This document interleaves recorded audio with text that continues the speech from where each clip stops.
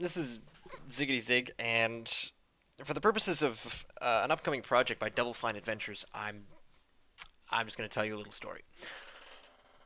A very, very long time ago, somewhere in the early 90s, I had a Nintendo Entertainment System, and I had a subscription to Nintendo Power Magazine. Back in those days, the magazine was actually just sort of, it was a number of pages, it was like 20 some pages, and it was stapled with a spine down the middle, and then they expanded it to be a wider spine, sort of a much thicker, almost like graphic novel style spine to it. But one of the last stapled versions had an entire spread about this game called Maniac Mansion, and I was enraptured. I loved it. I'm a big fan of maps and just sort of exploration and things like that. So when I saw that, I saw, room to room and sort of click and move around. This was my first time ever seeing a point and click adventure game, and I didn't even know what a point and click adventure game was. I was around 10 or 11 at the time. So back in those days, you'd go down to your video store and you would rent games. So you'd rent the card, much like how you used to rent movies. Uh, and so I'd rent Maniac Mansion, and I must have rented it dozens, hundreds of times. And the funny thing is, if I can't quite remember in the Nintendo Power whether or not it gave you all it was here is the walkthrough essentially of here is what you do, here is what each character does. So I can't remember. It was so long ago whether I figured out all the puzzles or not, but I just enjoyed it so much. I played it. I beat it every possible way. I beat it uh, even in ways that you brought the two characters that could beat it the same way, and by the time you got to the point where you had stamps, you could send away for either a writing contract or a music contract, and I'd get to the point where I was just about to use the envelope for either, the envelope and the stamps for either, and then just pick one at the end. So I beat it oodles of times, and I just love that game, love that game, love that game. Fast forward a number of years to the end of high school, so it's probably close to 10 years, maybe 7 years later, and I hadn't really played Maniac Mansion for a while. It's still so ingrained in my head. I haven't played it in so long. I still remember the music. The music that they play to get the record kind of.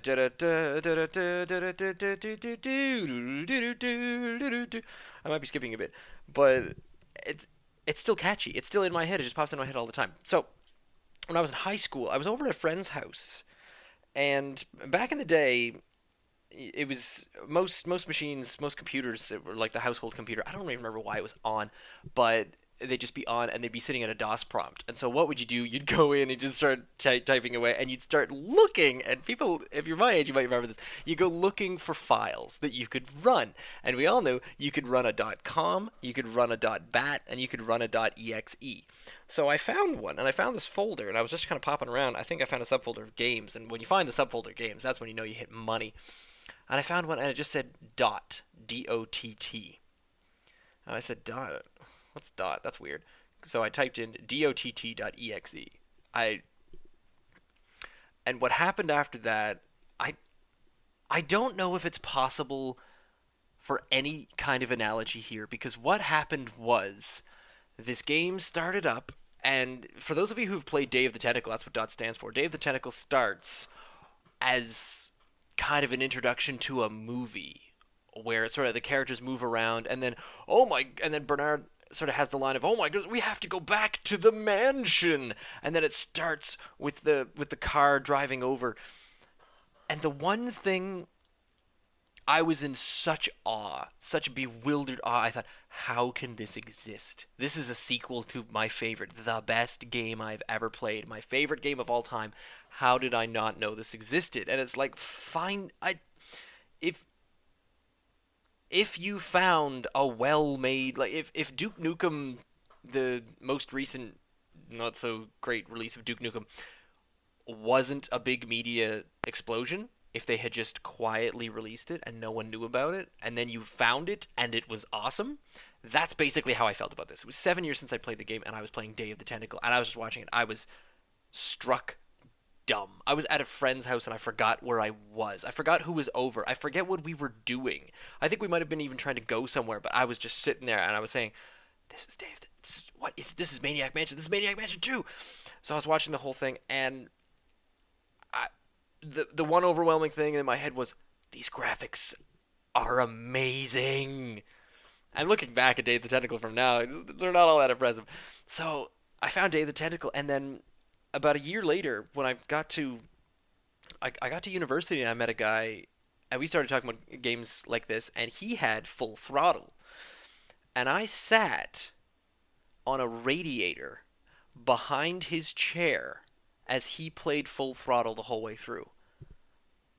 I have I played Full Throttle myself a couple of times, but this first viewing of it, I watched Full Throttle like a movie, and it's one of the better movies I've ever seen. It's almost more like a mini series because it took several nights to beat, even though he knew his way through it the whole way and was quite good at it. So then I found, I think LucasArts had a Volume One, Volume Two, Volume Three, and I think I want to say it was Volume Three that had Full Throttle, Day of the Tentacle, Sam and Max Hit the Road, another excellent point and click adventure, and I think the Monkey Island first two series. So I played all of those. I played The Dig, which is an incredible game. That's also very well done. And I became hooked. I was an adventure gamer. I was a point and click adventure gamer. That was just me. That was my thing. So I sort of didn't follow game companies at the time, so I didn't know what was happening with the whole LucasArts Tim Schafer. I didn't even know who Tim Schafer was. I just thought LucasArts. LucasArts is a game that I need to play. So I would start looking for LucasArts style adventure games. Indiana Jones and the Fate of Atlantis. But there were other games that I started finding, and I can't even remember what some of them was. There was Stupid Invaders, I think, was one of them, and the Runaway. The Runaway sounds familiar. I think that was one of them as well. And so I kept going with point and click adventures, and then the Curse of Monkey Island came out, the third Monkey Island game, and I was so excited by that. And there's a friend of mine that I'd met who was just as excited as me, and I went over to his house and we played that. At, just in the evening times, I would go over every night and we'd sit there and we'd laugh and laugh and laugh and laugh and laugh and just loved every moment of that game. And then after Curse of Monkey Island came Grim Fandango, which was quite possibly even better. I mean, it wasn't so much a point and click adventure, but it was just such a great game. And that was when I realized, oh, I see what's going on here. It's this one guy. Well, not this one guy and his team, obviously, but this one guy who is bringing me what I am looking for. So I got into that, and then I sort of lost track when he turned to make Double Fine because then LucasArts started making a whole bunch, mostly Star Wars adventures. So that was when I sort of lost track of the whole point and click adventure thing in general. And then fast forward, about 10 years to mostly just recently, where things like, and the Kickstarter campaign started up for this new game that Double Fine is working on. And this was a follow up to, I think, what basically made them were games like Brutal Legend and Psychonauts. Now, I'm currently playing through Psychonauts, and I'm really enjoying it. It's not quite the same because it's a point and click. It's not a point and click adventure. It's more of a 3D action adventure. It's more in the style of Mario 64, which I also loved. But I'm enjoying that, and I'm enjoying it because I'm enjoying the story. I'm enjoying the humor. The gameplay might not be perfect. It might not be the most intuitive form of casting everything and the whole leveling up system, but I'm enjoying the story for its creativity. And that's what I love about all these games. All these games, all the way back to Maniac Mansion, I have always loved the creativity involved. So when I saw the Kickstarter for new Double Fine point and click adventure, and the promo video for it is, oh, no one makes adventure games anymore, I was so happy that they said yes, we will. And I've actually gone out and found a few other ones. So I'm playing a few other point and click adventures at the same time, but I cannot wait for the just recently titled Broken Age to come out and get to play the next one, not the last, but the next one, the next point and click adventure to come out. So realizing this, I go back through my life and I realize that I didn't really have a lot of close family. I mean, I had my mom, dad, my sister, but my extended family were on the other side of the Atlantic Ocean. They're all in other parts of the world. My if you grew up with a cool uncle who would bring around the books the games that your parents, they were a little, we wouldn't really buy that ourselves, but the cool uncle will do that. Cool. So I had cool Uncle Tim growing up because he always brought around the cool games. He is who I share so much with. I share an enjoyment of a kind of game. I share an enjoyment of a kind of sense of humor. I share an enjoyment of a kind of storytelling that I think I probably don't share with a lot of other game developers. Maybe game development studios, but not a lot of game developers themselves. Even just watching the behind the scenes uh, of the making of Broken Age, I just enjoy watching and think, yep, this is cool Uncle Tim, and this is him bringing the cool game around. So it's just a quick story of how excited I am to be even just in such a limited way involved in the building of Broken Age just by funding the Kickstarter project and just being a part of this.